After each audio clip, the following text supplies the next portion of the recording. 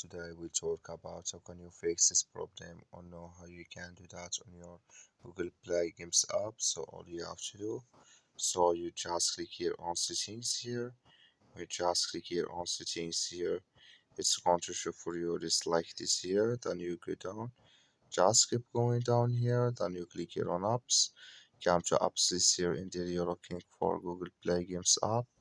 Or just click on search. So then here add play or Google Play Games app, just click on it. So then it's going to take you to this list. Click on for stop, click on OK.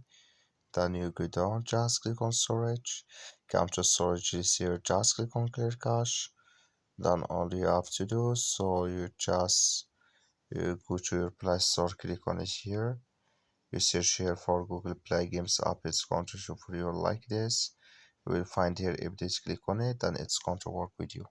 That's all you have to do. Thank you for watching. Don't forget to support us by liking, subscribe.